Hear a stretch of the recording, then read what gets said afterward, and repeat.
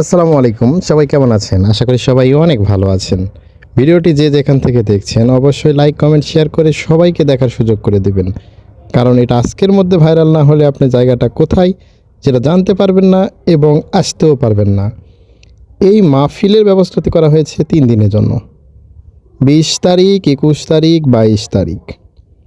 তো এটি সাধারণত পাকশিতে অবস্থিত, যেটা পাবনা জেলায় পাকশি হার্ডিং ব্রিজ বা রূপপুর পারমাণবিক বিদ্যুৎ কেন্দ্রর পাশে অবস্থিত সেই ফুরফুরা শরীফের মাহফিলের আয়োজন করা হয়েছে।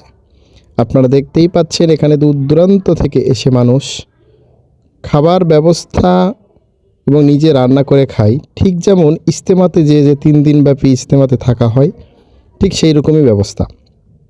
শুধু তাই নয়, দূর থেকে যারা আসছে তাদের গোসলের ব্যবস্থা এবং অজু করার ব্যবস্থা এবং পানি সরবরাহ সব কিছুর ব্যবস্থা এখানে রয়েছে। তারপর আরেকটা কথা না বললেই নয়, এখানে পর্যাপ্ত পরিমাণই ব্যবস্থা রয়েছে মানুষের সেবা এবং কল্যাণের কাজে। তো যাই হোক, আমি নিজেও এখানে প্রথম, এর আগে কখনো আসে নাই। তো আমি যতটুকু জানি ততটুকুই আপনাদের মাঝে তুলে ধরব। যদি বলার মাঝে কোনো ভুল হয়ে থাকে অবশ্যই ক্ষমা সুন্দর দৃষ্টিতে দেখবেন। তো যাই হোক, মূল কথায় ফিরে আসি। এটাই সেই ফুরফুরা শরীফ, যেটা দেখলে হয়তো অনেকেই চিনতে পেরে গেছেন। তো এখানে দেখতে পাচ্ছেন সামিয়ানা টাঙানো আছে। তো অনেক লোক হওয়ার কারণে যদি যথেষ্ট পরিমাণ তাদেরকে সম্মান না দেওয়াও যায়, অন্তত পানির ব্যবস্থা সঠিকভাবে রয়েছে।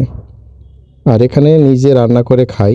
মানে অনেক দূর থেকে যারা আসে তারা তো অনেক দিন থাকতে হয় বা আশেপাশে পরিচিত কেউ নাই, সেক্ষেত্রে তারা নিজেরা রান্না করে খায়। আসলে ইসলামের কাজে এক জায়গায় গিয়ে সবাই মিলে রান্না করে খাওয়ার মাঝেও একটা মজা আছে। তো যাই হোক, আরও একটা কথা আপনাদেরকে বলে রাখি, এই ফুরফুরা শরীফে বিভিন্ন ধরনের দোকান বসে। আপনি ভাবতে পারবেন না যে কতগুলো এখানে দোকান আছে। আমি নিজে অনেক সময় পর্যন্ত হাঁটছি, কিন্তু কোথাও শেষ খুঁজে পাইনি। আর তার চাইতেও বড় কথা, এখানে পাঞ্জাবি 500 টাকা, যেটা নেবেন সেটাই 500। হয়তো বা 500 টাকা অনুযায়ী এখানে সে মানের পাঞ্জাবি রয়েছে। কিন্তু এখানে আরও একটা কথা, এটা কিন্তু মানে যেদিন আমি ভিডিওটা করছি, মাহফিলটা যেদিন শুরু হবে সেটা হলো বৃহস্পতিবার থেকে শুরু হবে, বুধবারের দিন ভিডিও করা, অর্থাৎ শুরুর আগের দিন এই অবস্থা।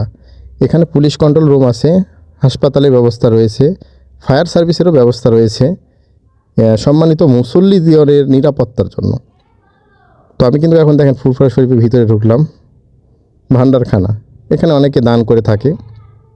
তো আমি এখানে ঢোকার সময় ছোট্ট একটা বাধা পাইছিলাম।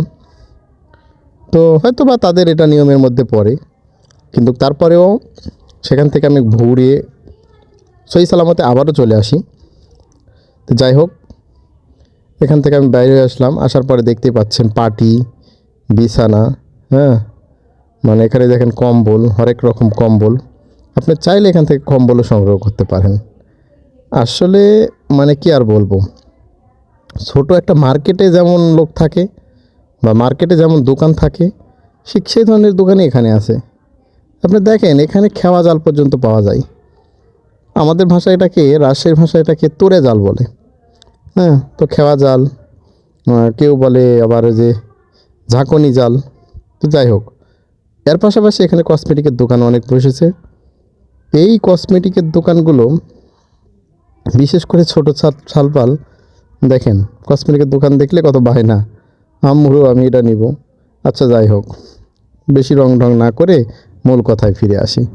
এখানে এখনও পর্যন্ত দোকান সাজানো শেষ হয় নাই, তবে আশা করি কালকে বা আজকের মধ্যে এটা সব কিছু কমপ্লিট করে ফেলবে, যেহেতু কালকে থেকে শুরু।